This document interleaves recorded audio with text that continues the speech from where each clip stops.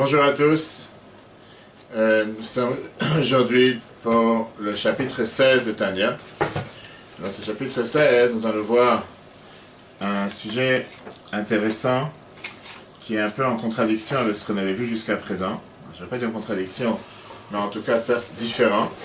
Pourquoi un sujet différent? Du fait que jusqu'à présent on parlait de l'importance qu'il faut pour contrôler ses émotions. Comment avoir ce qu'on appelle, ce que la Chassidut décrit énormément, Moach Shalit à la lèvre. Ça veut dire que la tête règne sur les sentiments. Et que parfois, c'est pas toujours facile à vouloir le faire. Parfois, on essaie de le faire et on n'arrive pas. Là, on va voir aujourd'hui, dans le chapitre 16, à peu près l'inverse. Qu'est-ce que ça veut dire l'inverse? Est-ce que c'est bien vraiment de vouloir servir Dieu avec tout le temps en étant en mode forcé? Et quand tu dis Moach Shalit à la lèvre, ce que la Chassidut nous apprend, qui veut dire que la tête règne sur les sentiments, c'est-à-dire que j'ai pas envie de le faire, et je dois le faire. Mais combien de temps ça va durer? Combien de temps on est capable de durer avec une telle situation? Combien de temps on est capable de pouvoir agir de cette manière? C'est ce qu'on va voir aujourd'hui ensemble, en commençant par une histoire qui est une histoire dans la vraie vie, dans la vie de chacun d'entre nous. On dit qu'il y avait un couple qui n'arrivait pas à s'entendre, qui avait des problèmes de couple. Et en ayant ces problèmes de couple, une fois, ils sont partis voir un conseiller matrimonial. Ce conseiller matrimonial leur a dit: quel est votre problème? Quel est le débat? Qu'est-ce qui se passe exactement entre vous? Et la femme, elle a dit: c'est très simple. Elle a dit: mon mari m'achète jamais de cadeaux. Il m'achète jamais de cadeaux, ni le jour d'anniversaire, ni le jour d'anniversaire de mariage, ni le jour de mon anniversaire. Et je me sens comme si, je sais même pas s'il m'aime. Je sais même pas s'il est intéressé à m'écouter ou quoi que ce soit, puisque les cadeaux, ça lui parle pas. Alors, le conseiller matrimonial, il se tourne vers le mari, et lui demande: est-ce que c'est vrai ce que ta femme, elle te dit? Et la femme, elle dit: oui, apparemment, le mari dit: c'est juste, mais je pense pas qu'elle mérite d'avoir des cadeaux. Pas seulement je pense pas qu'elle mérite, je sais même pas si moi j'ai envie de lui donner des cadeaux. J'ai pas envie de lui donner. Ok, le mari dit: tu sais quoi, on va pas discuter ici pendant des heures, je pense que même si tu comprends pas l'importance, même si tu as pas envie de lui donner les cadeaux, néanmoins, pour la perfection de la maison, pour qu'il y ait l'harmonie dans le couple, ça serait bien que tu lui achètes des cadeaux. Et il lui dit: je te donne un conseil. Essaye de travailler sur toi-même, essaye de voir comment tu peux faire pour qu'elle soit heureuse, et tu vas voir que quand tu auras ta femme heureuse, tout le monde sera heureux. Le mari s'est dit: si c'est comme ça, je vais essayer de mettre ça en application. Il est parti un jour, après quelques jours, il est parti à la maison et il a acheté un carton de cadeaux. Il a voulu jouer sans limite, comme on dit. Et il arrive à la maison avec un grand carton de cadeaux. La femme s'est imaginée: ça se fait que c'est une nouvelle machine à laver, ça se fait que c'est un nouveau frigidaire, ça se fait que c'est quelque chose de passionnant, quelque chose de grand. Et le mari lui dit: non, tu fais une erreur. Ici, en réalité, dans ce carton, c'est pas seulement un cadeau, mais il y a ici des dizaines de cadeaux. Et il lui dit: regarde, je dis une chose, à chaque fois que tu prends un cadeau, à chaque fois que tu veux un cadeau, tu ouvres la boîte, tu prends un cadeau.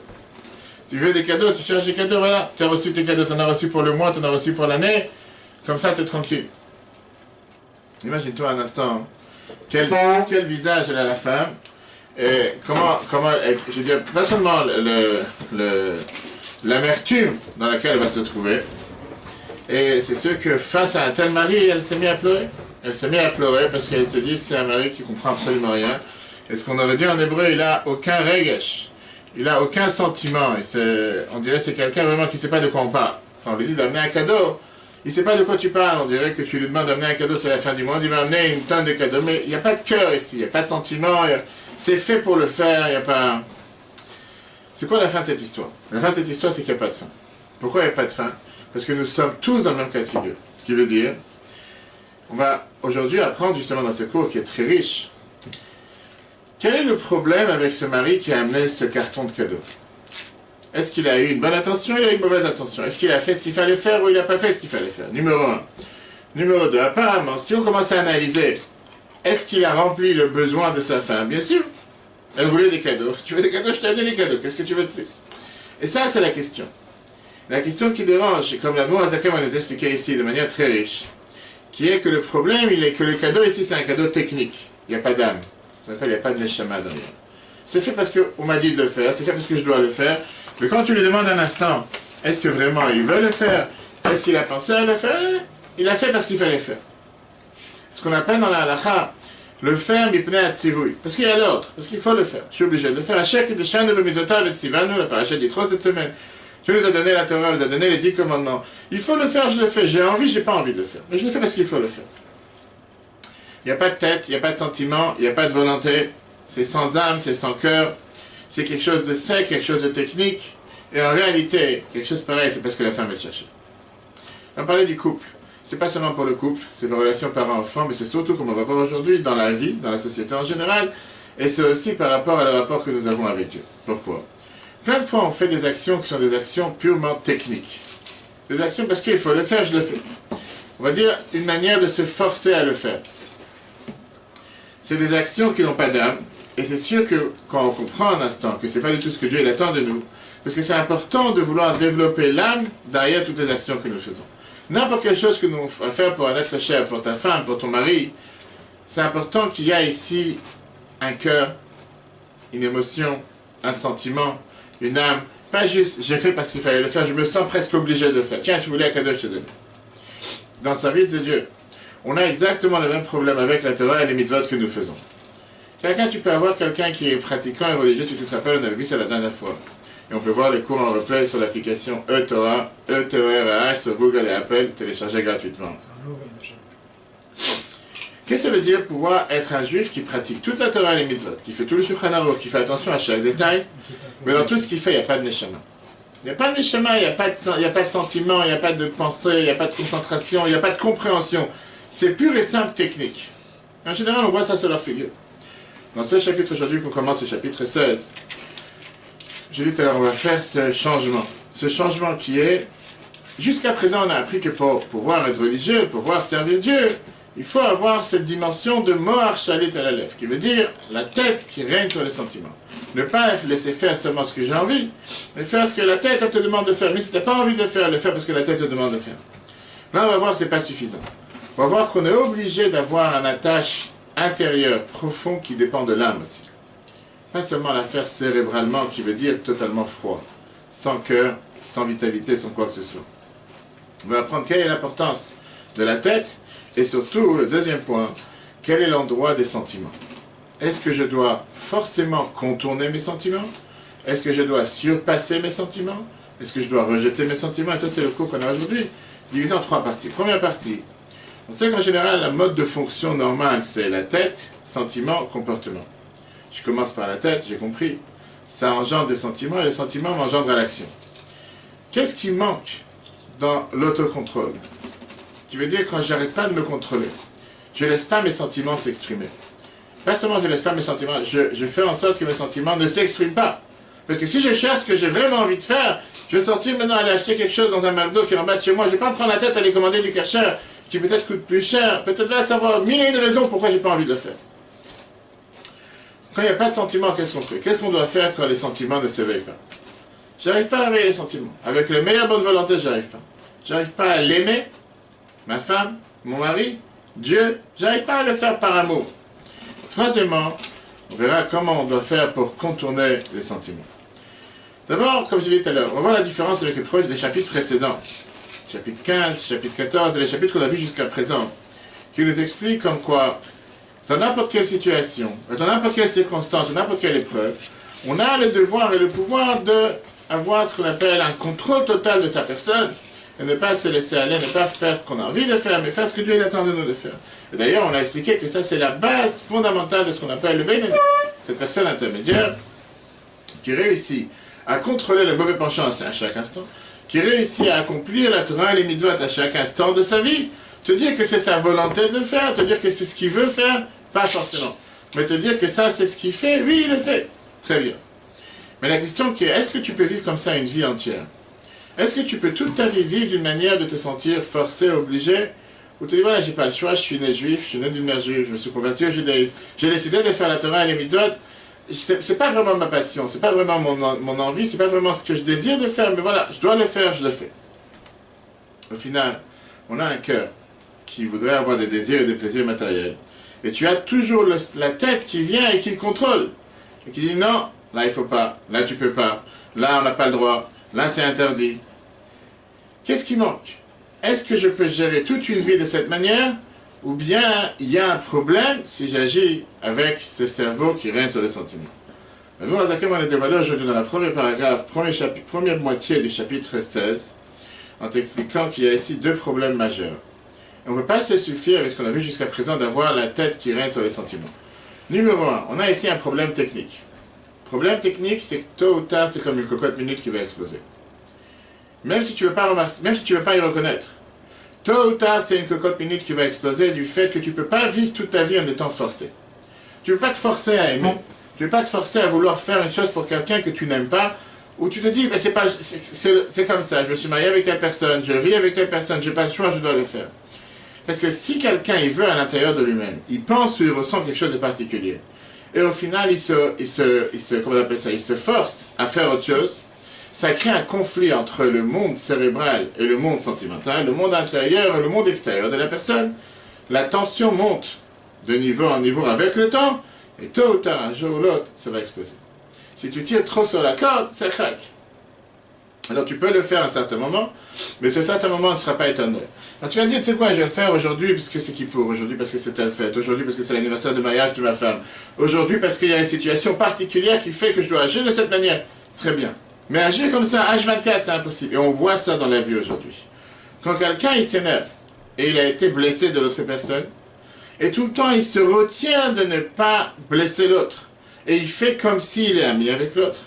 Tôt ou tard, ça explose à l'extérieur. Tôt ou tard, ça ressort.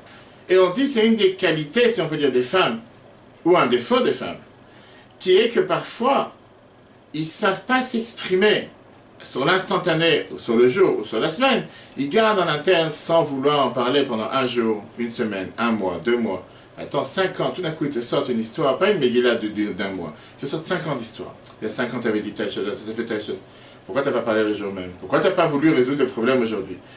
Ils ont malheureusement parfois cette qualité ou défaut, c'est pas le sujet aujourd'hui, de garder en interne. Mais tôt ou tard, ça va sortir. C'est pas quelque chose que tu pourras garder à l'intérieur pour s'autodétruire, ne jamais vouloir le dire, ne jamais vouloir s'exprimer. Pareil dans le service de Dieu.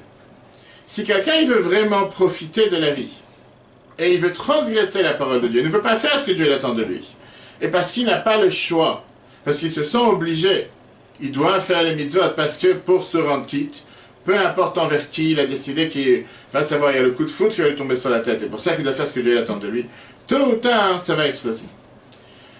On a le même problème on a avec l'éducation des enfants. Beaucoup de parents éduquent leurs enfants avec une forme de forcing. Tu veux dire, obliger l'enfant à faire ce qu'il doit faire. Va te laver les dents, va ranger ta chambre. Pourquoi? C'est comme ça, c'est ce qu'il faut faire, c'est bien, c'est propre. L'enfant, il n'est pas en phase avec cette action. Il ne le fait pas parce qu'il a envie de le faire. Il le fait parce qu'il n'a pas le choix. Ses parents lui ont demandé de le faire, c'est pour ça qu'il le fait. Mais tôt ou tard, ça risque d'exploser quand l'enfant il va grandir. C'est quoi? Maintenant, j'ai plus cette pression sur ma tête. Et quand il va être tout seul, il ne va pas le faire. Le meilleur moyen d'éduquer un enfant, de manière interne, de lui expliquer quelles sont ses valeurs, de s'identifier avec ses valeurs, d'éveiller chez lui cette passion, cette envie, pourquoi faire telle et telle chose. Et là, il y a beaucoup de chance. C'est pas garanti, parce qu'il faut prier à Dieu tous les jours pour réussir. Et quand il va grandir, ça va aussi continuer de la même manière. Des fois, et parfois, le fait d'avoir été forcé dans sa jeunesse, ça se dévoile seulement des générations plus tard, voire des années plus tard, voire des générations plus tard. Il y a par exemple des endroits où ils ont été éduqués scrupuleusement dans le chemin de la Torah et les mitzvot à la lettre, pendant des années, sans dévier de la route une seule lettre. Et à un certain moment, au moment de la modernisation, réforme conservative, tous ces mouvements qui ont été créés, beaucoup de gens se sont levés, ils ont abandonné le chemin de la Torah et les mitzvot. Parce qu'ils n'ont pas été en phase avec ce qu'ils faisaient. Ils n'étaient pas en train de le faire par amour, parce qu'il fallait le faire. C'était le seul choix qu'ils avaient, c'était la seule obligation, c'était la force de faire. On était forcé à le faire. Le jour où ils ont découvert un autre monde, c'est quoi, on n'est plus forcé à le faire, on peut faire autre chose. Ça, c'est la qualité suprême de la Chassidut. La Chassidut vient te montrer que quand on fait la Torah et les mitzvot, ça ne doit pas être une action qui est totalement extérieure, hors de moi. Juste un détail technique. Je dois le faire techniquement, je dois mettre feeling. Mais tu dois t'identifier avec ce que tu fais. Tu dois comprendre ce que tu fais, internaliser ce que tu fais, avoir des sentiments pour ce que tu fais, et automatiquement, tu voudras toujours le faire. Et c'est ce qu'on va développer aujourd'hui. Ça, c'est le point numéro 1. Pourquoi la cause technique, elle est dangereuse. Si tu fais les choses sans cœur, sans âme, juste parce que tu te sens forcé, tôt ou tard, ça va exploser. Numéro 2. Et là, l'Admorazaken, il va beaucoup plus loin. Quand tu fais quelque chose sans âme, quand tu fais quelque chose parce que tu es forcé, sans volonté, sans quoi que ce soit, automatiquement, tu es en train d'emprisonner ta vraie volonté, tes vrais sentiments, ta vraie passion, tes vrais désirs. Ils restent enveloppés à l'intérieur de toi et ne s'expriment pas. Et c'est très mauvais pour une personne de ne pas pouvoir s'exprimer. Pas vouloir dire ce que tu aimes réellement, ce que tu penses réellement, ce que tu voudrais réellement. C'est-à-dire que tu es en train, on va dire, de te mentir avec toi-même. Tu regardes dans un miroir tous les jours, tu te dis, si tu me demandes ce que j'ai envie de faire, voilà la liste de ce que j'ai envie de faire. Qu'est-ce que je fais concrètement aujourd'hui? Tout à fait le contraire. Aujourd'hui, je ne pense pas que je dois faire Shabbat, je ne pense pas que je dois manger Kasha, je ne pense pas que je dois me marier de telle manière, je ne pense pas que je dois avoir telle relation. Ça, c'est la liste de ce que j'ai réellement envie. Chacun en fonction de son niveau et ce qu'il désire. Dans les faits, je ne fais pas tout ça. Pourquoi? J'ai peur. J'ai peur, j'ai pas envie, il y a un Dieu sur terre, je suis craignant Dieu, je dois faire. Mais au final, ça veut dire que tu es en train d'étouffer tes sentiments, tu étouffes tes désirs, tu étouffes tes plaisirs, tu étouffes ce que tu voudrais vraiment. Combien de temps ça va tenir une chose pareille? Tout est technique et tout est sec. Quand il y a une corrélation entre une adaptation, une synchronisation entre le monde extérieur, qui est le monde de l'action, et le monde intérieur, qui est le monde du sentiment et cérébral, la Neshama devient vivante. Tu ne le fais pas comme un mort, tu ne le fais pas parce qu'il faut le faire. Et on le voit sur les gens. La vérité, tu vois, je dis tous les matins dans la prière, combien de fois j'ai raconté ces histoires, tu vois des gens des fois qui mettent les tefilines et qui prient, tu vois ceux qui font ça avec passion, et pas forcément avec passion, ça veut dire qu'il faut bouger dans tous les sens, lever les mains et les pieds en l'air et crier, pas forcément. Comment c'est que Chabad, Chassidut Chabad qui est cérébral, demande un travail interne, pas forcément des fanfares à l'extérieur. Mais tu peux voir des gens qui font quelque chose et tu dis c'est dommage. C'est dommage, ils sont en train de faire une mitzvah quelque chose et tu vois, c'est tellement un contre-cœur. Je ne vais pas dire, parce qu'à la fin on va voir, est-ce que c'est comme si c'est comme ça, vaut mieux ne pas le faire. C'est pas du tout ce qu'on a dit. On verra ça à la fin. Automatiquement, ces personnes, ils ont un problème, qui font Torah et mitzvot, ils font ce que Dieu attend de nous. Dans les faits, tu ne peux pas leur reprocher, ils ont fait ce qu'il faut faire, mais il n'y a pas de cœur. Puisqu'il n'y a pas de cœur, il n'y a pas d'attache profonde entre ce qu'ils font et avec Dieu. Et automatiquement, arrivera le long terme qui vont se déconnecter. Comme on dit, si ce n'est pas eux, c'est pas leurs enfants, leurs petits-enfants. Tôt ou tard, ça va partir. Et on a vu ça à travers les générations. On a vu ça à travers les différentes histoires du peuple juif. Maintenant qu'on a compris ces deux raisons, on a le devoir de créer ce lien, de créer cette passion, de créer cette synchronisation entre la tête et le cœur. Pas seulement travailler de manière forcée. Comment on le fait? Vient la Chassidut Chabad. Il vient nous montrer que le meilleur moyen de pouvoir créer cette connexion, c'est en 3 étapes. On a mentionné ça dans les cours précédents, qu'on peut revoir en replay sur l'application eTorah. On va voir aujourd'hui en beaucoup plus long. D'après la Kabbale, c'est la distinction des 3 groupes de Sphirot. 3 groupes d'attributs avec lesquels Dieu a créé le monde. Chabad, Chagat, Neim. Qui veut dire Chabad qui représente tout ce qui est l'intellect, tout ce qui est le cerveau. Chagat qui est Chesed, Gvura, Tiferet, bonté, rigueur et l'harmonie. Ça c'est le sentiment. Neim, Netzach, Chod, je n'ai pas le temps d'expliquer chacune aujourd'hui, c'est pas le sujet. C'est le comportement. Tête, cérébrale, sentimental et le comportement. C'est aussi d'ailleurs le même acronyme du mot Melech qui veut dire un roi. Après, la halakha, plusieurs fois, c'est mentionné que les membres les plus vitaux d'une personne, ce sont Moach, la tête, lèvres, le cœur, Kaved et le foie. Tu as aussi un clou dans le pied, pas si grave. Dieu nous en préserve un clou dans le cerveau, un clou dans le cœur, dans le foie, c'est vital. Le foie qui représente l'action. Moach, lèvres, Kaved, c'est l'acronyme du mot Melech qui veut dire le roi. Qu'est-ce que ça veut dire le roi? Être roi sur soi, mais avec ces 3 composants. Tu ne peux pas agir seulement avec la tête, tu ne peux pas agir seulement avec le cœur, et tu ne peux pas agir seulement avec les sentiments. Prenons un exemple de ce qui se passe entre amis. Et comme ça on comprendra qu'est-ce qui se passe entre nous et Dieu, et dans la société en général. Parlons du cerveau. Première étape pour connaître quelqu'un d'autre, c'est d'abord connaître. Le mot connaître, connaissance, qui vient de date, qui vient du cerveau. Apprendre sa personnalité, valoriser ses actions, qu'est-ce qu'il me donne, qu'est-ce que je bénéficie de lui. Mais d'avoir d'abord la connaissance intellectuelle qui amène à la conclusion, est-ce que ça vaut la peine que je sois en contact avec lui? Que ce soit pour les affaires, que ce soit, est-ce que ça vaut la peine, est-ce qu'il a un intérêt dans mes produits, peu importe, dans la société en général. Mais d'abord, ça passe par le cerveau. Bien sûr, tu as certaines personnes qui commencent par l'étape inverse, qui est commencée par les sentiments. Puisqu'elle a un tel habit, ou puisqu'elle a de tels maquillages aujourd'hui, ou puisqu'elle a un tel regard, automatiquement, ça vaut la peine que je m'attache avec lui. Ce qui est totalement faux, ce qui est totalement faussé, et au final, finit par être totalement du vent. Deuxième étape, une fois qu'on a passé par le cerveau, on passe par les sentiments. Deuxième étape, c'est Qu'est-ce que ça veut dire avoir des sentiments avec la personne? Maintenant que j'ai compris que c'est important pour moi d'être en contact avec lui, automatiquement, je vais commencer à développer des sentiments envers la personne. D'un côté, ça peut être des sentiments d'amour, de volonté de se rapprocher de lui, de volonté d'être en contact avec lui. De l'autre côté, ça peut être des sentiments de respect ou des sentiments de gloire. C'est pas forcément d'honneur. Comme on va voir par rapport à certaines personnes importantes, que tu te dis, je suis tellement en extase face à cette personne que je voudrais tellement avoir un contact avec cette personne, être proche de cette personne. Ça, c'est la deuxième étape. Troisième étape, comportement. Avoir un comportement adapté. Maintenant que les sentiments de l'amour me poussent à se rapprocher à cette personne, ça s'exprimerait avec mon comportement envers la personne, la parole envers la personne et l'action envers la personne. Dire des paroles d'amour, être donné envers la personne, être totalement transmis pour la personne, être totalement là, présent pour l'autre, remplir les besoins de l'autre, se comporter avec respect envers l'autre. Si un couple comprend ces trois étapes, il a tout gagné. Si dans le couple, dans la vie de couple, on se comporte avec ce système d'acronyme de roi, tête, sentiment, action, on a tout gagné, on peut vivre en paix éternellement. En termes d'avoir compris pourquoi je suis avec l'autre, qu'est-ce que l'autre peut m'apporter, qu'est-ce que moi je peux apporter à l'autre, se rapprocher de l'autre, avec le sentiment qu'on a envers l'autre. Et puisque j'ai compris, j'ai développé le sentiment envers l'autre. Le comportement est adapté à un sentiment. Ça ne peut pas être que tu écris à quelqu'un du matin jusqu'au soir, je t'aime mon amour, et va savoir n'importe quelle autre bêtise. Et que le soir tu viens et tu cries comme un animal, ou malheureusement parfois lever la main, ou parfois avoir des violences verbales, et que Dieu les en préserve des violences physiques. Alors que le même jour tu as pu écrire je t'aime, ou le lendemain tu écris je t'aime. Comment c'est en phase le fait de dire je t'aime, et le fait d'exprimer ton amour envers une personne, et dans les actions, c'est totalement le contraire. La Noirzakan te dit que ça, c'est le développement idéal du lien qu'on peut avoir, mais c'est un lien qui prend du temps pour créer. C'est pas en un clin d'œil, c'est pas en un instant. C'est un lien qui est énormément lent, mais qui est solide sur le long terme. Et si tu te rappelles la première phrase qu'on a vue dans la première page du Tanya, qui était Derech Harucha Uftara. Un chemin long, mais en réalité, il est court. Tu peux choisir un autre chemin. Tu peux commencer le sens inverse, comme on va tout de suite voir.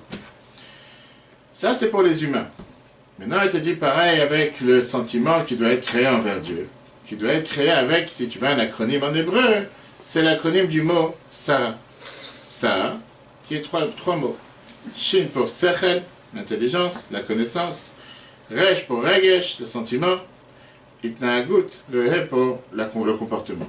Le lien avec Dieu doit commencer, ça doit commencer par un lien qui est un lien interne. D'abord avec le cerveau. Qu'est-ce que ça veut dire avec le cerveau? Comprendre que Dieu a créé le monde, que Dieu m'a créé, que Dieu me donne tout ce qui se passe dans la vie de tous les jours. Reconnaître la grandeur de Dieu, comment elle s'exprime dans la nature, comment elle s'exprime dans les océans, comment elle s'exprime dans la montagne, comment elle s'exprime, bref, dans tout ce qu'il y a sur la nature. Les merveilles, comment Dieu a mis sa volonté. Oui, ça c'est déjà un parachat cette semaine, c'est ce qu'on fait la Torah, mais quand on regarde la Tfila, on va tout de suite voir, la structure de la Tfila, elle est faite de cette manière. Pourquoi tous les matins tu dois répéter que Dieu a créé les océans, qu'il a créé les montagnes? Ça y est, tu l'as déjà dit, on l'a dit plusieurs fois. Mais le fait que tu reconnais, que tu prends connaissance de la grandeur de Dieu, comment ça s'exprime en dehors de ta propre existence, du monde, de tout ce qu'il y a sur cette nature. Comme j'ai dit, parfois juste tu vas dans un champ et tu vois des poivrons qui sont développés, tu vois des fruits, des légumes, tu dis c'est incroyable. Comment Dieu a créé des choses si merveilleuses. C'est pas l'humain qui a créé une chose pareille. Aucun être humain peut te dire, celui qui a créé ce poivron, que il est énormément, qui est vide à l'intérieur. Rien que des fruits et des légumes, on vient de faire la fête de Toubishvat, tu vois les fruits les plus bizarres sur terre. Tu dis, quel humain peut venir et dire, c'est moi qui a créé ces fruits? Tu vois des tables de Toubishvat de certaines personnes, des centaines de sortes de fruits. Ça c'est la nature, c'est ce que Dieu a créé sur terre. Et grâce à ça, tu apprends aussi à reconnaître comment tu vaux rien. Comment tu es zéro.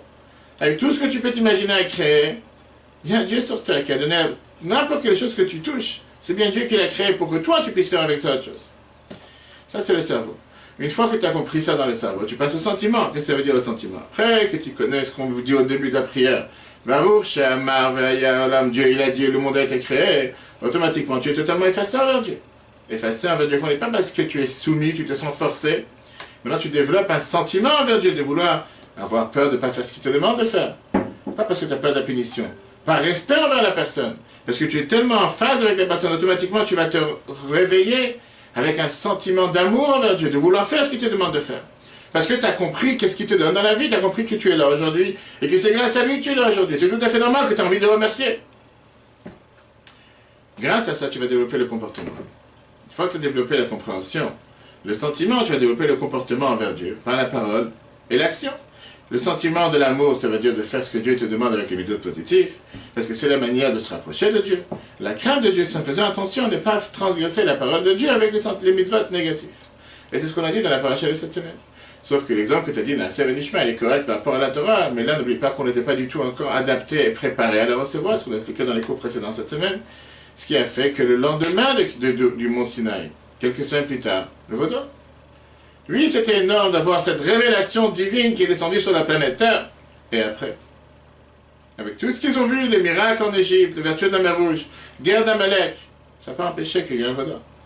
Plus toutes les plaintes qu'on a avec le peuple juif et Moïse sans arrêt dans la semaine. Comment ça s'exprime dans les livres, ces trois étapes?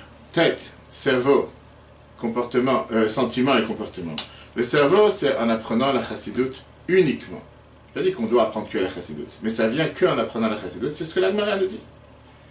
L'Agmara te dit, l'Agmara brachot, que les chassidim harishonim, les premiers pieux, avaient l'habitude d'attendre au moins 1 heure avant de commencer la prière le matin pour méditer dans la grandeur de Dieu après commencer à prier. Qu'est-ce que ça veut dire méditer dans la grandeur de Dieu? C'est pas en apprenant une page de Gemara, ni en apprenant un Shulchan Aruch, et au contraire, la halakha t'interdit d'apprendre ces choses avant la prière, de peur que tu vas être tellement empêtré dans l'étude, en train de vivre avec cette étude, et tu vas oublier le temps de la prière. La chassidoute t'apprend quoi? La chassidoute t'apprend à connaître Dieu, la da'at et Hashem, savoir qu'est-ce que c'est Dieu.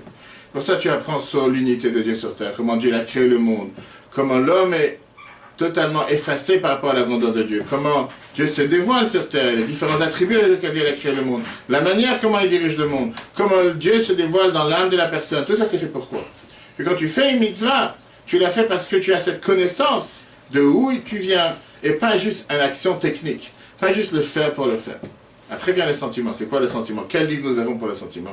Le Siddur, la prière, comme j'ai dit tout à l'heure. La Torah te dit le Avdo Bechal Levafrem. Servir Dieu avec tous ses cœurs, droite et gauche, qu'on dit dans les schémas tous les jours. Le Zohar te dit Rachmana Libabae. Dieu cherche le cœur. Qui veut dire Dieu cherche que tu fasses ce qu'il te demande avec sentiment.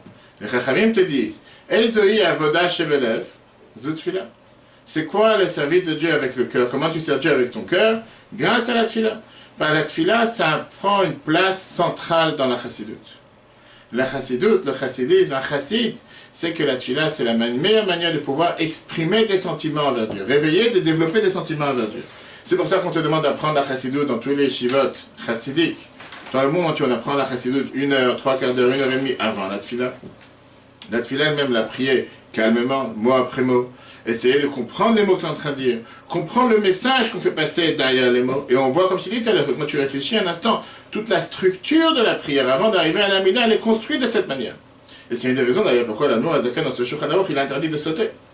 Alors que d'après d'autres avis, quand tu arrives dans un minyan et que tu as raté quoi que ce soit, on te dit, tu commences avec eux, tu rattraperas plus tard, et la majorité, tu rattraperas un autre jour, tu ne rattraperas pas plus tard. L'Admor Azaken te dit, non, là, tu as une structure. Elle a une structure, tu ne peux pas te permettre de sauter. Ah, tu seras en retard, qu'est-ce que tu veux que je te dise? Mais tu ne veux pas sauter les échelles. Tu dois d'abord commencer par l'étape de Baruch Shama Vayaolam, Psuké des Imra, et après tu arriveras en temps.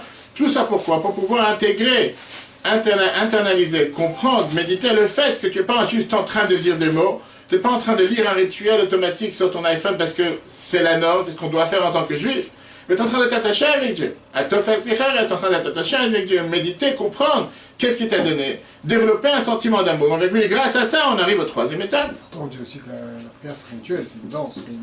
Mais elle ne doit pas être faite comme... Bien sûr que c'est un rituel, mais elle ne doit pas être faite comme un rituel. Tu dois parler avec ton cœur. Comme je dis, elle n'a pas une manière technique, sec, parce que c'est ce que je dois faire. C'est pour ça que beaucoup de chassidim avaient l'habitude de chanter beaucoup de chansons pendant la tfila, parce qu'avec les chansons, des fois, on peut méditer, prier longtemps. Justement le contraire de celui qui va juste dire des mots pour dire des mots comme un corps sans âme. Une fois que tu as développé, grâce à la chassidoute, par l'intelligence, et après ça, que tu as développé un sentiment, là tu pourras maintenant développer le comportement qui passe par le Shulchan Aruch. Qu'est-ce que ça veut dire le Shulchan Aruch? Code, technique, le manuel, pas pour les nuls, le manuel pour nous tous. Comment servir Dieu? Là-bas dans le Shulchan Aruch c'est déjà écrit, c'est pas de sentiment dans le Shulchan Aruch. C'est écrit les lois, les règles, même si on te dit que le Shulchan Aruch d'Admor Azaken, différent des autres, c'est qu'il te dit milta betam, il te dit les halachot betamen, il te dit les lois avec leurs raisons, pourquoi on le fait, ce qui est aussi important de comprendre. Ne pas faire les choses sans parce qu'on a compris, mais comprendre ce qu'on fait. Là, tu as le code de loi juive qui te dit qu'est-ce qui est permis, qu'est-ce qui est interdit, dans chaque étape de la vie. Et au final, toute cette méditation, tous ces sentiments que tu as développés vont finir par arriver grâce à la méditation, le sentiment, à l'action, que le Shulchan Aruch sera totalement en face. Maintenant, parlons l'inverse. Imagine-toi que tu as décidé de sauter les étapes. Et tu as décidé de zapper sur la partie qui est tête, cerveau, cérébral, voire sentimental, et tu t'attaques juste au Shulchan Aruch. Dis-moi ce qu'il faut faire, monsieur. Dites-moi, il faut mettre le tefillin, jamais. Il faut manger ça, jamais. Il faut manger kasher, jamais. Ok. J'ai rien à dire. Tu dis, tu fais ce qu'il faut faire. Mais ça a un cœur, ça a une âme. Reprends l'exemple qu'on a dit tout à l'heure, le mari qui amène un carton de cadeaux à sa femme. Tu veux des cadeaux, tu en as pour 10 ans. Vas-y, prends, quand tu veux, tu te sers. Ne va même pas regarder sur ces cadeaux. Il n'y a pas de cœur, il n'y a pas d'envie. Puisqu'il n'y a pas de cœur, il n'y a pas d'envie. Pourquoi tu veux qu'une personne va se mettre à mettre ça en application et le faire? Alors ça va durer un certain temps. Mais le moment, il va se dire, maintenant je peux respirer. J'ai plus de pression sur la tête. J'ai plus le rabbin qui me regarde, ni mes parents qui me regardent, ni le prof qui me regarde, je suis tout seul. Combien d'adolescents aujourd'hui sortent du chemin, lâchent la route, vont malheureusement chercher ailleurs, parce que la seule manière qu'on leur a expliqué jusqu'à présent, c'était sans passer par cette étape cérébrale, sentimentale, c'était l'action. Fais parce qu'il faut faire. Ça ne me parle pas aujourd'hui. Kippo, ça ne me parle pas. Pourquoi tu veux que je sois assis dans une synagogue 24 heures à prier? Pourquoi faire? Ni j'ai compris pourquoi, ni j'ai compris qu'est-ce que ça m'apporte. Automatiquement, je l'ai fait un certain temps parce qu'il fallait le faire, je voulais faire honneur à mes parents. Aujourd'hui, ça ne parle pas. Et quand tu parles avec ces jeunes, et j'ai eu la chance de parler avec pas mal de jeunes encore récemment, qui sont dans ce mode rebelle, on va dire, là, les gens vont appeler ça une crise d'adolescence, les gens vont appeler ça sur tous les différents thèmes qu'ils veulent. Mais là, le point commun est le même. Parce qu'ils ont sauté ces 3 étapes.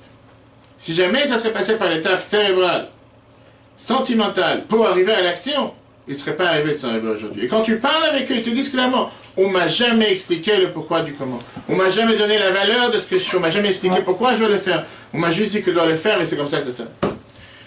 Le mot Zakan, il continue dans le prochain paragraphe. Maintenant, il te dit, quelle est la situation idéale dans laquelle la personne doit vouloir arriver, doit vouloir atteindre. Exact? Non, tout de suite. Et il te donne l'ordre qu'on a dit tout à l'heure. Méditation qui est bina, bien les mots de bonne note. Internalisation qui est date, si vous dites la connaissance, mais en interne. Et après avoir le sentiment de crainte de Dieu, le sentiment de respect qui s'exprime avec l'interdiction des mitzvot, la pratique des mitzvot négatives, et l'amour et la bonté envers Dieu avec les mitzvot positifs. Et il te dit ça comme une base fondamentale, comme il a la Zaken dit par rapport à l'amour d'un autre juif, l'amour du prochain. Klal Gadol, c'est une des bases fondamentales dans le service de Dieu pour les personnes intermédiaires, qui veut dire pour chacun d'entre nous. Perek Tetzaï, 16e chapitre, Klal Gadol, ça c'est une base fondamentale, une grande base. Ba'avodat Hashem la Beinonim, dans le service de Dieu pour les personnes intermédiaires.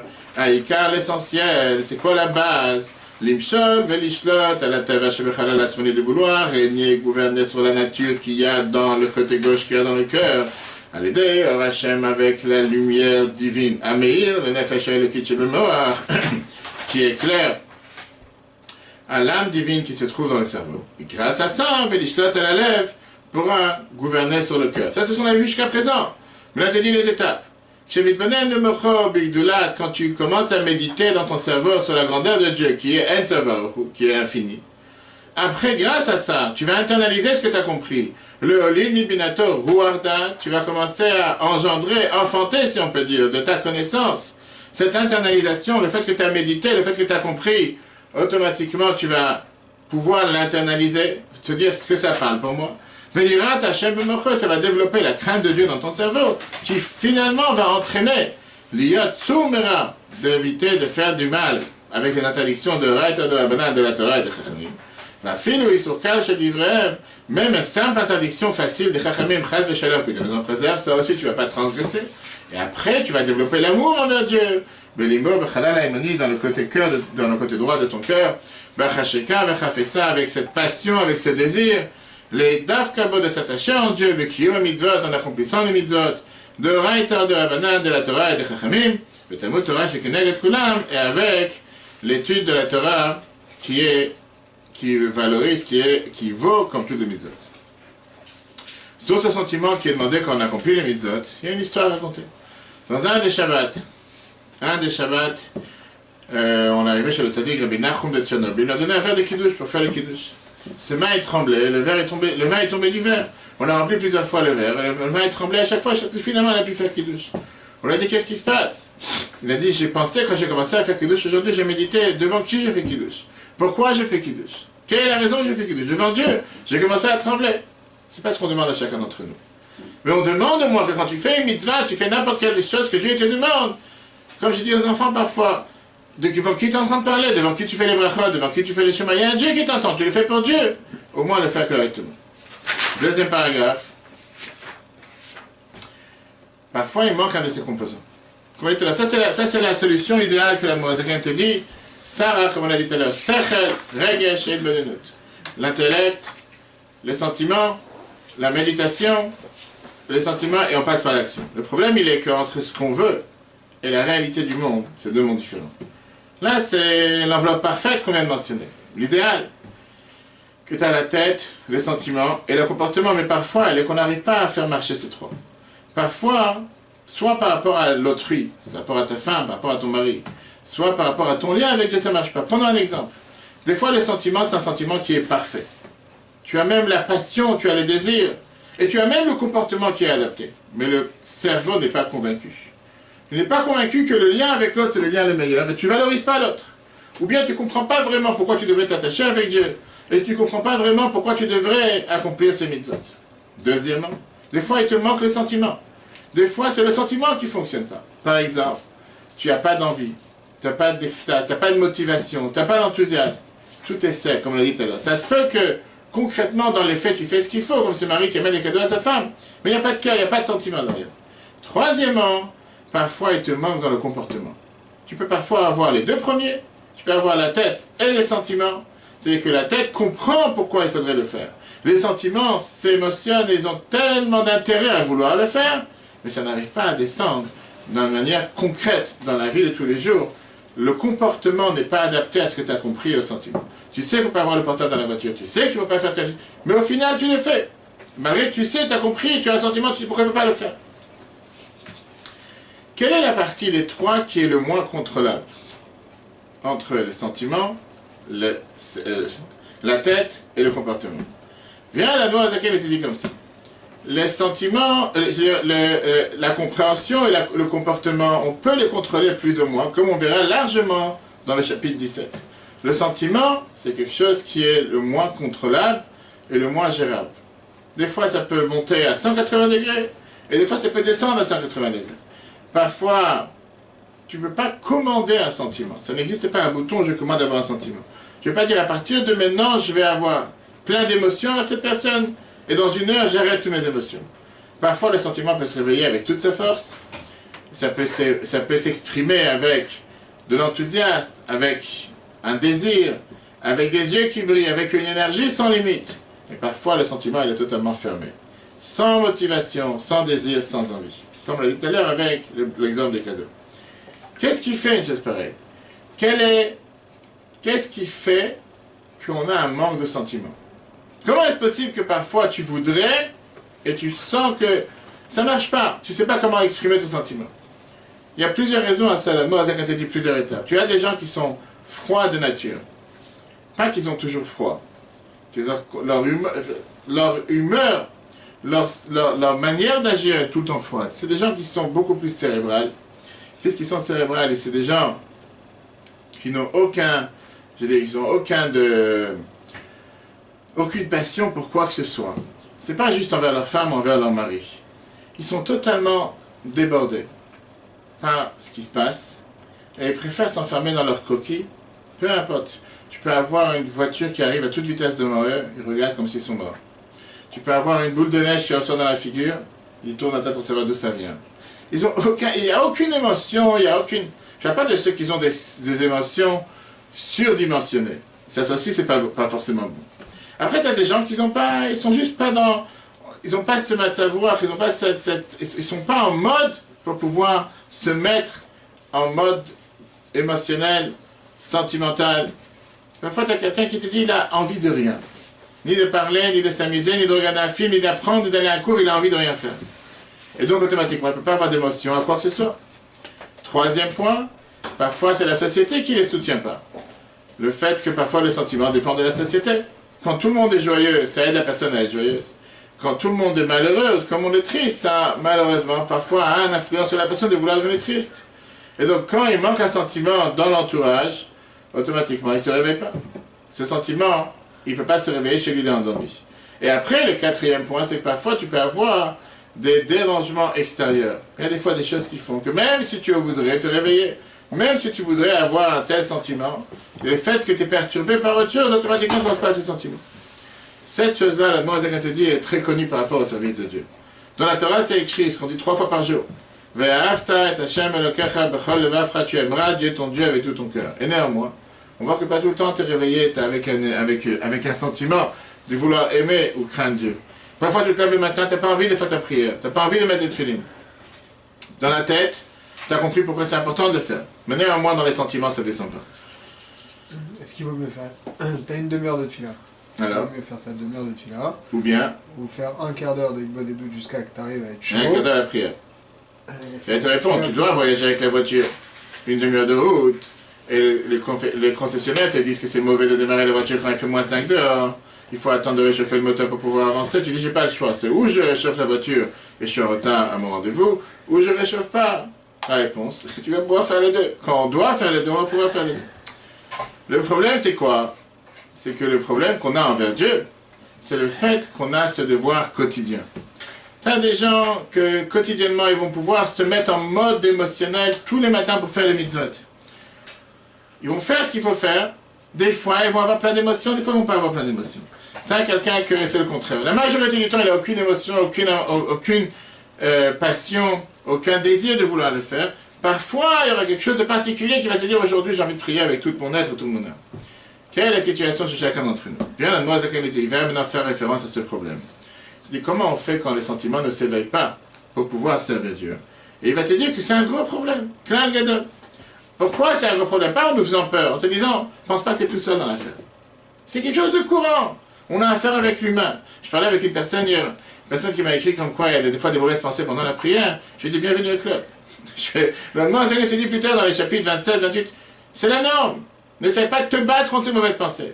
Bien sûr, on doit essayer de ne pas être détourné. Mais si tu penses que tu es extraterrestre et que ta tête ne peut pas penser à plusieurs choses à la fois, tu as un problème.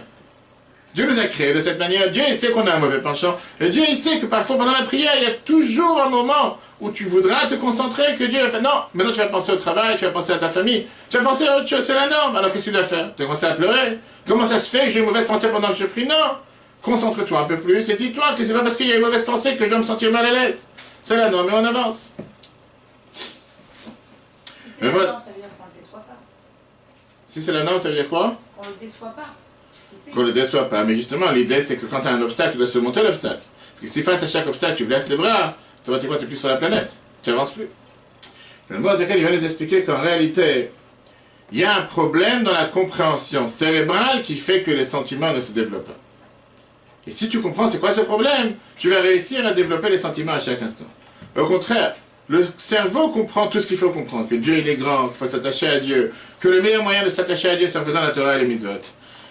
Et le problème il est que ça reste enfermé dans le cerveau. Parce que si tu as tout compris, pourquoi tu ne mets pas ça en application? Pourquoi tu n'arrives pas à avoir cette passion, cet enthousiasme quand tu le fais? Le Tanya te dit que pourquoi une personne ne peut pas dévoiler cet amour envers Dieu en dévoilant son corps, en ayant un sentiment dévoilé, une passion dévoilée, un désir dévoilé, d'énergie dévoilée, d'enthousiasme dans tout ce qu'il fait. Parce que ce sentiment, il est enfermé, il est éteint dans son cerveau. Le cerveau comprend ce qu'il faut comprendre, mais le sentiment n'arrive pas à comprendre. Et le Mozaken, il va expliquer avec 3 différents termes que le cerveau, il comprend que c'est quelque chose d'apte à faire, quelque chose de bien à faire, quelque chose de beau à faire. Et néanmoins, le cœur n'arrive pas à ressentir ça de manière concrète. Il va ajouter une agara qui veut dire un rajout, une correction si on peut dire, entre parenthèses, rajoutée après qu'il avait écrit le chapitre. Quelle est la raison pourquoi une personne ne peut pas se réveiller avec un sentiment dévoilé envers Dieu? Ça ne dépend pas de lui, ça dépend de sa neshama. Il y a des neshamot qui arrivent, des âmes qui arrivent d'un niveau tellement élevé que chez eux tout est dévoilé. Il y a des neshamot qui arrivent de la catégorie des attributs que là-bas tout est caché, tout est concentré, et la conséquence elle est que tu as des personnes qui n'arrivent pas à réveiller, qui n'arrivent pas à faire en sorte de développer cet amour qui est confiné dans leur cerveau, mais le sentiment il existe seulement dans le cerveau et pas dans l'action. Et tu vas me dire, alors qu'est-ce que j'en ai à faire? On va voir après. Bien, d'un plus forte raison, il faut savoir que là, Gadol, une base fondamentale, dans le service, de Dieu pour tous les gens intermédiaires comme nous, Shigam, immédiat, c'est-à-dire que même si tu n'as pas la force dans ton cerveau, et que l'intelligence que tu arrives à comprendre, jusqu'à ce que cette intelligence que tu as va développer le lit, va t'achever à pouvoir engendrer cet amour de Dieu. Bédialout, avec un sentiment d'amour dévoilé. Que son cœur va brûler comme des flammes de feu. Il va vouloir avec une passion, avec un désir. Uchuka, Murgachet, un désir ressenti, bélève dans son cœur le Dovkabo de s'attacher à Dieu. Rak, seulement, Ava, cet amour qui a été créé grâce à cet intellect, grâce à cette méditation. Elle reste, me sous terre, cachée, elle reste cachée dans sa tête et dans les cachettes de son cœur. Et automatiquement, elle ne développe pas un sentiment dévoilé. Et il te rajoute dans la gare. Vers Lazei, quelle est la cause? Comme je te dis, c'est comme un rajout qui a été rajouté après les paragraphes, comme une note qui a été rajoutée après. Vers Lazei, quelle est la cause pour ça? Parce que son cerveau, les trois premiers niveaux de son âme, Miprinat, Ibour, ils ont été en mode, avant d'être enfantés, dans le mode de la gestation, ils sont enfermés dans ce mode de compréhension sans pouvoir engendrer des émotions. Velo Miprinat, les David Galo, cette Neshama ne fait pas partie de ceux qui ont déjà été enfantés, déjà été développés. Qui veut dire que la raison pourquoi une personne n'arrive pas à développer parfois un sentiment dévoilé, c'est parce que son âme vient de niveaux beaucoup plus élevés, qui sont totalement cachés dans la bina, dans le niveau de bina qui est l'intellect, et qui ne sont pas développés dans les sentiments, qui a deux aléas de chen, et dit comme c'est donné d'après les personnes, d'après ceux qui connaissent la Kabbale. Et la réalité, c'est que dans le monde réel, on le voit clairement. Tu as une personne qui est cérébrale, une personne qui est sentimentale. Va parler à quelqu'un de cérébral de devenir sentimental. Il te dit, je peux pas. Chez moi, tout est froid. Quelqu'un de sentimental, il ne va pas pouvoir devenir quelqu'un de cérébral. Qu'est-ce qui se passe chez eux? Le cœur comprend avec l'intelligence et la connaissance qu'il y a dans son cerveau. La grandeur de Dieu qui est infinie. De coup, que tout le monde soit important et que tout le monde soit effacé devant lui comme rien.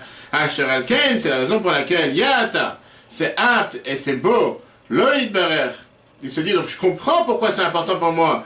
Que j'ai cette passion, que je vouloir totalement m'effacer face à Dieu, totalement m'envelopper envers Dieu. De coup, de s'attacher et s'unir dans sa lumière. Même son âme et son souffle qui est à l'intérieur de lui, de la personne qui médite.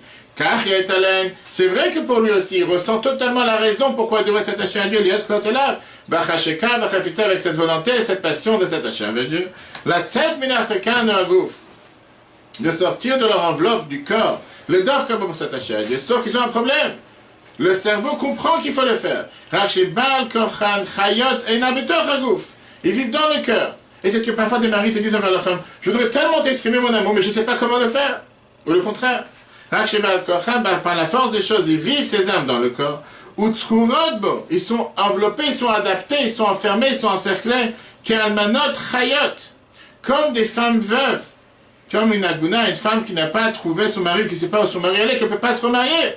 Cette âme qui descend de ce niveau n'est pas apte à pouvoir s'attacher à Dieu de manière sentimentale. Elle peut s'attacher seulement de manière corporelle, de manière cérébrale. Alors on sait très bien que de toutes les façons, avec toutes les pensées que tu peux avoir, tu ne pourras jamais t'attacher à Dieu. Parce que Dieu est tellement illimité. Pour eux, la seule manière de s'attacher à Dieu dans ces cas-là, quand tu es occupé, et elle s'habille dans la Torah et ses mitzvot, comme on va tout de suite voir, avec les mitzvot. Comme l'exemple de celui qui attache le roi, qu'on avait dit dans le 4e, qui s'attache avec le roi, comme on a vu dans le 4e chapitre, et les autres, il termine encore avec un point important, c'est apte à tous ces âmes de s'attacher avec Dieu, avec tout ton cœur et toute ton âme. Ah, j'arrive pas à exprimer mes sentiments. Il te dit, mets-toi en mode implication. Que ça c'est la compréhension de la Torah et la connaissance de la Torah, comme on a mentionné tout à l'heure. Et c'est la réponse à ce que tu as dit tout à l'heure qui était le bon point, comme d'habitude. Après, il y a une phrase qu'on dit en hébreu dans la Torah un peu plusieurs fois, que derrière les actions viennent des sentiments. À force de le faire, tu finiras par développer des sentiments. À force de te forcer à vouloir montrer à l'autre que tu l'aimes, même si au moment précis tu ne le fais pas, tu ne le veux pas, finiront, tôt ou tard, les sentiments qui existent, donc on a dit tout à l'heure qu'ils sont enfermés, jaillir, sortir, exploser. Et à ce moment-là, tu n'auras pas seulement la partie cérébrale, tu auras aussi la partie sentimentale. Ah, qu'est-ce que je fais si j'ai pas cette partie sentimentale aujourd'hui, j'ai seulement le cérébral? Viens le quelqu'un te dit, t'arrêtes pas de faire. C'est pas parce que tu n'as pas aujourd'hui la partie sentimentale que tu fais les choses sèchement, sans cœur, sans âme, que pour ça tu ne dois pas le faire. Ce que tu aurais pu penser tout à l'heure, puisque j'ai pas ce sentiment, autant ne pas le faire. Non, fais-le quand même. Parce qu'à travers le fait que tu vas le faire, tu vas développer ce sentiment, qui va se développer tôt ou tard. Regarde cette histoire. Il y avait une fois quelqu'un, moi, Zakan était invité chez quelqu'un dans une auberge, chez quelqu'un de très riche, qui faisait beaucoup de chesed, beaucoup de bonté. L'hôte a remarqué que c'était un invité spécial qui est venu le voir, il a dit, je voudrais vous parler en audience privée. Et voilà que l'autre riche, il verse son cœur à moi, Zakan, et dit la chose suivante. Grâce à Dieu, j'ai beaucoup d'argent, je fais beaucoup de bonté. J'ai construit ici un hôtel qui est que du Gmilut Chassadim, j'invite tout le monde, et j'invite les pauvres sans demander d'argent, je leur donne à boire et à manger, des fois même je leur donne de l'argent pour continuer leur chemin. De partout, les gens viennent s'inviter ici, ils reçoivent tout avec un très bon œil. Le problème, c'est que moi, je regarde dans le miroir et je sais que tout est faux. Je sais que c'est du mensonge. Je sais que j'ai ici des intérêts personnels. Je cherche l'honneur, je cherche la gloire, je ressens un bon sentiment quand on me fait une bonne publicité dans toute la région et quand les pauvres ils viennent à quatre pattes en train de me remercier. Je sens que j'en ai absolument rien à faire de ces gens-là. Je fais ça seulement pour grandir mon orgueil et rien d'autre. Il baisse ses yeux devant la Noura Zaken et il dit, Rabbi, je suis venu lui demander la question suivante.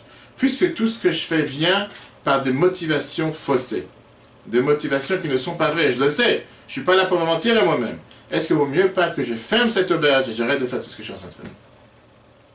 Alors lui, il a pris ça dans des grandes proportions. Nous, on peut prendre ça dans la vie de tous les jours avec une misère qu'on fait.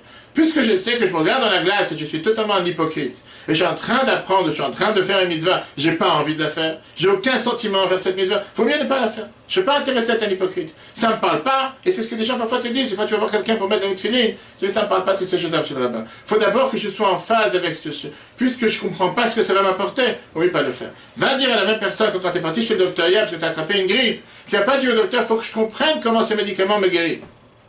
Parce que si tu aurais dit comme ça à un docteur, tu es sorti du bureau, monsieur. Tu es parti prendre le médicament comme un idiot, en sachant que le docteur, il a reçu son diplôme à 70% des réponses qu'il a répondues pour pouvoir devenir docteur, 70% des réponses pour pouvoir obtenir son diplôme, et qu'il a aussi en même temps reçu un diplôme de 30% de tuer les gens à chaque jour.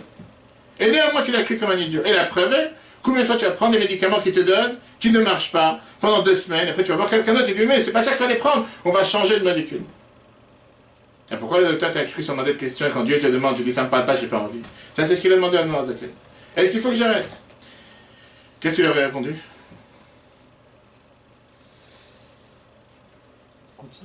Continue. Le Noah Zaken il a pensé, il lui a dit, tu sais quoi? Il lui a dit une phrase. Mais les pauvres, ils mangent réellement. Qu'est-ce qu'on a à faire de ce que tu penses toi? Disons que tu fais ça de manière faussée, de manière hypocrite. Qu'est-ce que j'en ai à faire? Le pauvre le fait, ça c'est ce qui... Le pauvre mange. Le pauvre a reçu la tzaka, c'est ce que la Torah te dit, que quand tu perds un billet dans la rue, et que tu n'as même pas eu l'intention de faire tzaka, tu sais même pas que tu l'as perdu. Tu penses que ta femme t'a enlevé de ta poche, que tu devais s'acheter encore un produit. Et au final, un pauvre a trouvé ses billets, il a acheté avec ça à manger, tu considérais que tu as fait la plus belle mitzvah de tzaka. Ah, tu n'as pas voulu faire cette mitzvah. Ça se peut que si tu vas découvrir ce qui s'est passé, tu vas t'énerver. Mais dans les faits, le pauvre a mangé, ça c'est ce qui compte. Même si tu l'as fait à contre-cœur. Ça veut dire que malgré que tu n'as pas ici un vrai sentiment pour pouvoir le faire, c'est pas pour autant que tu dois arrêter d'agir. Parce que cette action, c'est ce qui compte. Aujourd'hui, tu as mis les tefilines. C'est vrai qu'on a dit tout à l'heure, c'est une neshama sans corps, ça n'a pas de sentiment, ça n'a pas de vitalité, tu ne vas pas pouvoir le faire éternellement de cette manière, tôt ou tard ça va exploser. Mais au final, aujourd'hui, tu as fait les tefilines. Que de dire, je vais attendre 40 ans de comprendre pourquoi je vais le faire, et après tu vas le faire. Et qui te dit que tu vas pouvoir le faire à ce moment-là? Et donc pourquoi? Parce qu'au final, il ne faut pas oublier la base que la Torah te dit, Amaase ou Aïka, l'action qui compte, pas le sentiment qui compte. Parce que tu as des gens qui sont très cérébrales, très sentimentales, et dans l'action, il n'y a rien qui descend. Viens, moi, Zacharie termine en te disant que c'est vrai que l'idéal qu'on avait jusqu'à présent, c'était quoi? D'avoir le cerveau, d'avoir l'aspect cérébral, sentimental et comportement. Mais on peut parfois s'arranger sans le sentiment. Quand le sentiment ne veut pas coopérer, et il ne veut pas se réveiller avec tout ce que j'ai compris, peu importe la raison comme on l'a dit tout à l'heure, je peux contourner les sentiments. Contourner ces sentiments et travailler directement du cerveau, faire ce qu'on appelle un pontage. Agir aujourd'hui comme on fait avec le cœur ou avec différentes plomberies, de passer directement du cerveau vers le mode action. Et le sentiment, il sera ce qu'il est, qu'est-ce que je te fasse? Je ne peux pas forcer un sentiment, je ne peux pas forcer quelqu'un à aimer. Ça veut dire quoi? Si j'ai compris avec la tête que c'est important d'avoir un lien avec une personne, même si le sentiment n'est pas plein d'extase, il n'est pas tellement émotionnel de pouvoir le faire, je peux contourner ce sentiment et m'attacher avec la personne, avec la parole et l'action. J'arrive à la conclusion dans le cerveau, je prends la bonne décision et je fais ce qu'il faut faire. Si je me lève ce matin et je n'ai pas envie de mettre des tefilines, on ne te dit pas que la mise des tefilines dépend de ton sentiment, dépend de ce que tu voudrais faire. Si tu as une envie, fais-le. Tu n'as pas d'envie, fais-le toujours. Pourquoi? Parce que si je dois attendre que tu désires, tu ne vas jamais vouloir le faire. Fais-le concrètement, on va terminer de le faire. Viens, le dernier paragraphe, Admoazagan t'explique que quand on agit de cette manière, quand je mets en application les conséquences, les décisions que j'ai compris dans mon cerveau, quand je réussis à mettre ça en application, automatiquement, tôt ou tard, ça va donner de la vitalité à mes actions. Et l'action va se développer elle-même, un mode à l'envers, développer aussi le sentiment. Malgré qu'en règle générale, ça aurait été beaucoup mieux que le sentiment passe avant, néanmoins, parfois, tu dois passer par le mode inverse. À force de faire des cadeaux à ta femme, à force de montrer à ta femme que tu l'aimes, même s'il n'y a pas de sentiment, tôt ou tard, le sentiment va se réveiller. Inek, chez ma amique, quand tu réfléchis dans tout ça, dans cet attachement que tu as envers Dieu, vous note libo mocho avec les plus grands secrets de ta compréhension de ton cœur, de ton cerveau et de ton cœur. Ou puis, qui veut dire que la décision que tu as prise dans ton cœur, elle s'exprime concrètement. Tu décides de faire avec ta bouche kfi hachenigma.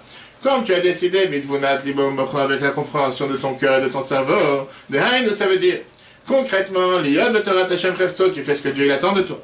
Et tu apprends la Torah concrètement avec ta bouche tous les jours. Pareil, les mains, Ushar, Evarim et les autres membres. Mekaimim, la mitzvot, ils accomplissent les mitzvot. Fiche enigma, comme tu as compris dans ton cerveau et dans ton cœur. Arrête-vous, Nazo, cette méditation. Mitla Beshet Bemas, elle s'habille dans l'action. Dibour ou marchevet à Torah, mais à la parole et la pensée de la Torah et les mitzvot. Liot, lahem, prinat, mochin, qui vont devenir totalement comme un cerveau, vechayut, une vitalité, vegatfin et des ailes. Le pachal et la peau voler vers le haut. Tout ce que tu fais va finalement jaillir, faire jaillir ces sentiments.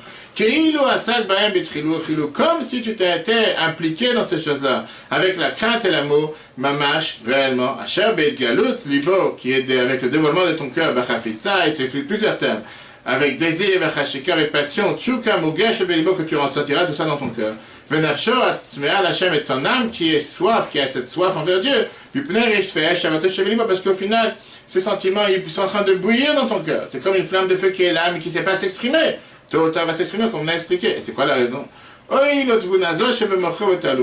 que ce que tu as compris dans ton cerveau, qui est passé par la méditation dans ton cœur, c'est ce qui t'amène à te comporter de cette manière. Si jamais tu n'aurais pas médité de cette manière, tu n'aurais jamais arrivé à faire cette action.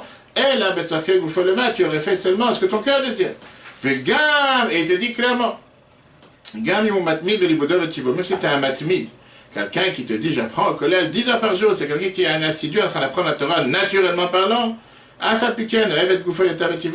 Naturellement, tu es un être humain, tu aimes ton corps parce que c'est ta nature qui veut que tu aimes ton corps plus que Dieu. Donc c'est forcément, tu es obligé de passer par la phase de cérébrale, sentimentale et action. Mais si ça passe pas par les sentiments, par développer un sentiment d'amour envers Dieu, passe par l'action et grâce à ça, tu vas développer les sentiments, tu vas les faire sortir et faire jaillir, les faire exploser, qui n'ont pas encore été utilisés jusqu'à présent, et là tu seras en bonne et due forme. Il y avait une fois un chassid qui est parti se plaindre devant le Tzemar Tzedek, qui était le 3e rabbi de Chabad. Il a dit, qu'est-ce que je vais faire? J'ai pas de désir à apprendre la Torah. J'ai aucun désir. Ça m'intéresse pas. Le Tzemar Tzedek lui a répondu, qu'est-ce que moi je dois faire que j'ai eu un désir? Tu veux dire, il y a un avantage en faisant la Torah et les mitzvot par plaisir, par désir. Il y a un autre avantage à le faire quand tu n'as pas de désir aussi. C'est écrit nulle part que tu dois avoir un désir, comme je l'ai dit tout à l'heure, avec le médicament. Conclusion de ce qu'on a vu aujourd'hui, la première moitié du chapitre. Ça ne suffit pas de faire les mitzvot. Il faut rentrer d'abord sa tête, son cerveau, sa méditation et son cœur pour faire ce qu'on fait. C'est faire ce que Dieu attend de nous. De apprendre, de comprendre, de développer un sentiment, un enthousiasme dans son cœur qui va s'exprimer dans l'action. Quand je ne réussis pas à développer ce sentiment dans le cœur, quand je ne réussis pas à faire une telle chose, néanmoins je peux continuer, je dois faire les mitzvot avec la compréhension, sans sentiment dévoilé dans le cœur. Il existe, sauf qu'il n'est pas dévoilé. Donc c'est ce qu'on a vu aujourd'hui, que ça ne suffit pas de faire les mitzvot de manière technique, matérielle, par force. d'après la base qu'on avait vue jusqu'à présent de mort, Shalit el Alev, qui veut dire que le cerveau règne sur les sentiments. Mais on a besoin d'avoir aussi un sentiment profond, un travail profond avec cette synchronisation, ce travail d'équipe entre le cerveau et le cœur pour comprendre Dieu et aimer Dieu. Là, on comprend pourquoi on a besoin de la chassidut. Parce que sans la chassidut, on peut très bien faire Torah et Mitzvot, on peut très bien ouvrir un Shulchan Aruch, savoir ce qu'il faut faire, pas faire, faire attention à chaque détail. Mais sans la chassidut, il peut arriver une situation que quelqu'un ait fait les mitzvot de manière technique, sans comprendre Dieu, sans s'identifier profondément avec la Torah et les mitzvot. La chassidut demande à la personne de servir Dieu de manière profonde, de t'identifier, de connaître, de reconnaître quelque chose qui finalement t'amènera une joie de vivre, une joie dans ce que tu fais pour Dieu. Elle te donne les moyens de le faire par la prière, par ça que tu te prépares à la prière. Pas j'ouvre les yeux, je me lave les mains et je commence à mettre tefillin, ce qu'on appelle les fabringen. C'est quoi un fabringen chassidique? Un endroit, une réunion, on se réveille pour servir Dieu avec des paroles qui viennent faire comprendre quel est le service de Dieu sur terre. Des chansons chassidiques, on sait très bien la force des chansons chassidiques, qu'on dit qu'une chanson ça réveille pas seulement les émotions, mais ça réveille le languissement de la neshama envers Dieu.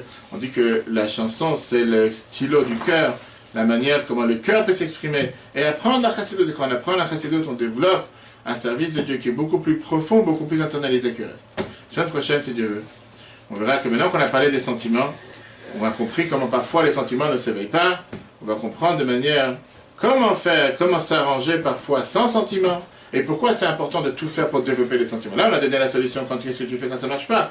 La semaine prochaine, dans la deuxième moitié du chapitre, on verra qu'au final, il ne faut pas surpasser les étapes. Il vaut mieux passer par l'étape cérébrale, sentimentale, qui est énormément importante, et c'est seulement comme ça que tu pourras arriver à un comportement comme il faut.